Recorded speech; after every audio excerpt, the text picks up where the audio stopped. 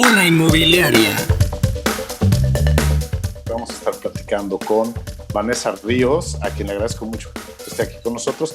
Vanessa, además de ser una de las más experimentadas brokers en Playa del Carmen, es parte del consejo de la Asociación Mexicana de Profesionales Inmobiliarios en Playa del Carmen y anterior al actual presidente, ella fue la presidente de la asociación en Playa del Carmen. Así que muchísimas gracias, Vanessa. ¿Cómo estás? Muy buenos días. Muchas gracias, James. Encantada de estar aquí. Gracias por la invitación. Pues vamos a hablar algo de algo muy importante. Muchos de los brokers saben cómo hacer una venta a un extranjero, pero muchos otros no saben hacerlo. Y pues a mí me gustaría que en base a tu experiencia platicáramos. Vamos a suponer que ya logramos atraer al cliente, ya lo tenemos aquí, y el extranjero, obviamente por su nacionalidad, no tiene una oportunidad de compra directa, sino que lo tiene que hacer a través de ciertos instrumentos. Pero lo primero es, se tienen que encontrar ciertos mecanismos para darle en principio una tranquilidad al extranjero. Normalmente las cosas las hacen diferentes allá. ¿Por qué no platicamos de esa parte? ¿Por dónde empezarías tú? Claro que sí, James. Pues mira, me gustaría hacer algunos matices de cuáles son las diferencias en el proceso de compra de los extranjeros versus algunos países. Obviamente no podemos cubrir todos, pero bueno, en la generalidad podríamos decir que americanos y canadienses tienen un sistema muy parecido.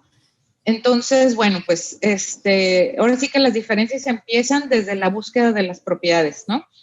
En países como Estados Unidos y Canadá existen unas bases de datos que ellos les llaman MLS, que son Multiple Listing System, y esto lo que les permite tanto a compradores como vendedores como agentes es tener una sola fuente de información, que es, digamos, en vía geográfica existe un MLS por cada región o por cada ciudad. Y bueno, pues esto les permite a ellos tener mucha visibilidad de qué es lo que hay en el mercado, cuánto se ha vendido y tal. Entonces, una de las primeras cosas que nosotros tenemos que explicarles a los clientes, pues es que aquí no tenemos uno, ¿no? Si bien contamos con muchas plataformas electrónicas, una diferencia muy importante que tenemos que explicarle a nuestros clientes es que lo que ellos van a ver en Internet son anuncios, o sea, son ads, no son necesariamente lo que ellos conocen como listings. Aquí digamos que ya se ha vuelto parte del lenguaje común para nosotros los asesores inmobiliarios que trabajamos en esta región es llamarles a las propiedades que están en venta, llamarles listings, ¿no? Entonces, un listing, el extranjero lo entiende como una propiedad que está a la venta y que el precio que está viendo en la pantalla es cierto, lo cual pues a veces sí es y a veces no es, ¿no? Porque las plataformas que nosotros con las que contamos son para anunciarnos. Entonces, no necesariamente quiere decir que el anuncio está actualizado o no. Entonces, pues ese es un punto a favor de nosotros que le tenemos que explicar a nuestro cliente que esa es una diferencia fundamental y que es muy importante estar con un buen asesor inmobiliario que tenga acceso a buena información del mercado. Entonces, esa sería una primera información.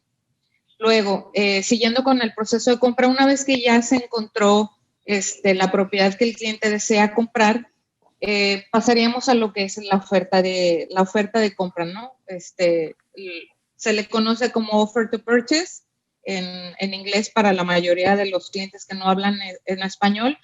Y lo que nosotros les recomendamos es que siempre hagan los documentos tanto en inglés como en español, considerando, ya que explicarle que estamos en México y que el lenguaje en cualquier documento, el lenguaje que va a predominar para efectos legales va a ser el español, ¿no?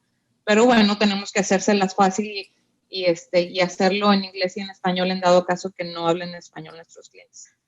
Una diferencia fundamental también es que en países como Estados Unidos y en algunos casos también en Canadá, la oferta de compra suele ser un documento mucho más robusto en donde se establecen ya cláusulas casi como de contrato, ¿no? Entonces, en sus países, cuando un cliente acepta una oferta, ya se puede considerar que es un binding contract. Aquí en México no, y eso es algo que debemos explicarles. que la oferta de intención de compra es apenas la base para de ahí, si es aceptada, irnos al contrato. Entonces, todavía en este momento, aunque una oferta sea aceptada, no necesariamente quiere decir que ya existe una obligación, por ejemplo, de parte del vendedor para venderle a esta persona. Es simplemente una oferta aceptada en donde se plasman principalmente precio y forma de pago. Esas son como las principales condiciones. Ya, no son vinculantes, ¿no? Exactamente, exactamente, no son vinculantes aún. Entonces, después de la oferta viene un tema importante, que ellos la esperan, que es la inspección, lo que ellos le llaman home inspection. Aquí en México podría ser una visita de un perito, que bueno, para nosotros hay que explicarle que aquí en México no es parte del proceso legal, no es obligatoria, pero pues ahora sí que nosotros como agentes inmobiliarios profesionales no estaría nada mal que les propongamos que así se haga para que ellos tengan una tranquilidad de qué es lo que están comprando. Sí, además creo que es necesario porque sobre todo cuando son primeras ventas existen a veces muchos vicios ocultos y ahí pues se entrega algo y después, fíjate que el boiler no servía y entonces ahí es donde empiezan las problemáticas, ¿no? Dejar todo muy bien asentado en un inventario y eso que sea como parte del origen de la operación, ¿no? Previo a la firma de la escritura, que ahorita vamos a entrar a ese punto, ¿no? Vanessa, pues estábamos platicando el tema de cómo está el proceso, ¿no? Que primero se hace, hay que explicar qué es listing y después hay que explicar el tema de la oferta. Y ahora, ¿qué sigue en este proceso de venta hacia un extranjero? Muy bien, pues una vez que la oferta ya ha sido aceptada, lo que sigue es hacer el apartado, ¿no? Algo que se recomienda mucho y que es algo lo cual están muy acostumbrados los extranjeros es a usar un servicio que se llama escrow. En dado caso que ustedes no lo hayan escuchado antes, este es un servicio de un intermediario financiero que va a funcionar como depositario de los fondos. Entonces, esto ayuda muchísimo a la fluidez de la transacción y yo se los recomiendo mucho que profundicen más en cómo funciona esto, pero básicamente es que el comprador manda el dinero a esta cuenta y esta cuenta concentra el dinero hasta que ya pueda ser liberado. Se cumplan ciertas condiciones que se establecen en el contrato y entonces ya se le paga al vendedor, al notario e incluso a nosotros nuestras comisiones, lo cual es maravilloso.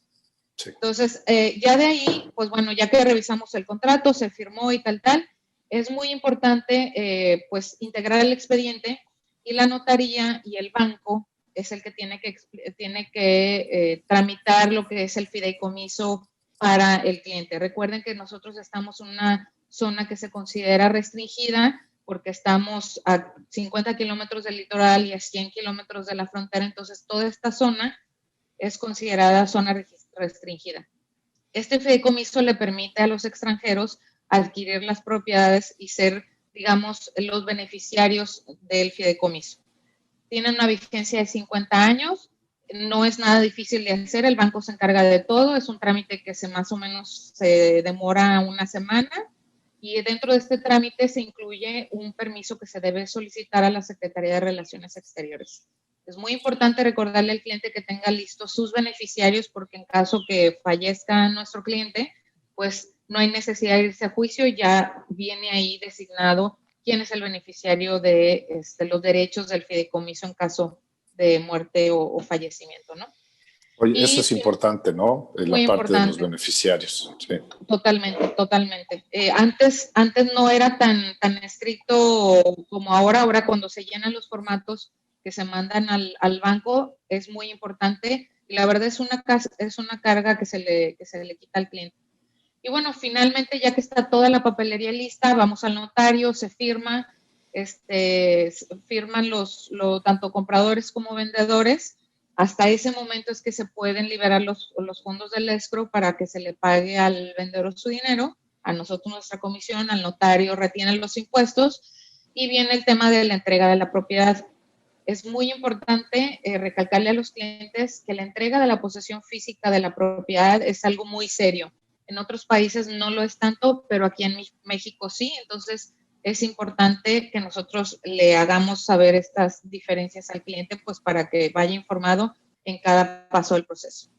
Sí, yo ya siento que de repente hay operaciones que son complicadas. A mí una vez me tocó una que era un extranjero que quería comprar con un crédito Infonavit y estaba casado por bienes, separación de bienes, y bueno, era una de esas operaciones que es saber cómo salen, ¿no?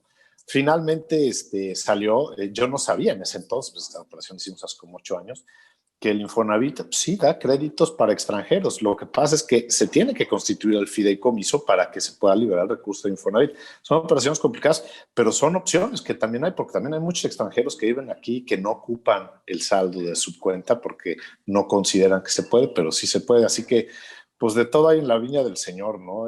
Yo creo que las ventas a extranjeros son sencillas porque realmente el extranjero es muy transparente en estas cosas. Normalmente el norteamericano es muy transparente en hacer una operación, y los bancos ayudan mucho a que eso se proceda de esa forma, ¿no? A mí también me encanta el escrow porque ahí se deposita el dinero y si se cumple esta condición te pago a ti, si se cumple. Entonces se establece todo un procedimiento sencillo. Son muy duros, eso sí, son muy duros. Si no está una coma, no te pago, ¿no? Pero yo creo que son ese tipo de cosas las que hacen estas operaciones muy transparentes, ¿no? Transparentes, fluidas, y le dan certeza al cliente. Así es. Oye, Vanessa, nos queda un minutito. ¿Qué más le podrías decir a nuestro auditorio para que también pudieran estar empapados de cualquier otro consejo que les quisieras dar? Bueno, básicamente mi recomendación es que le tratemos de hacer al cliente fácil la operación, que lo tratemos de un poquito hacer el símil de versus cómo es en su país, hacérselo parecido aquí. Y obviamente el manejo del estrés del cliente es algo súper importante. Cuidar los tiempos, sobre todo cuando se haya que apostillar documentos en consulado, etcétera. Es importante que cuidemos los tiempos y que todo el tiempo estemos al pendiente de la etapa del proceso en la que estemos y le estemos informando a nuestro cliente cómo va. Sí, ahora que viene fin de año, ya que tuvimos espacio en donde no hubo mucho trabajo de parte de Secretaría de Relaciones Exteriores, pues nos va a mandar a muchos a fin de año, así que pues vamos a ver cómo nos va, Vane. Yo te agradezco mucho que nos hayas acompañado el día de hoy. Una inmobiliaria. Las opiniones expresadas en este programa son responsabilidad de quienes las emiten.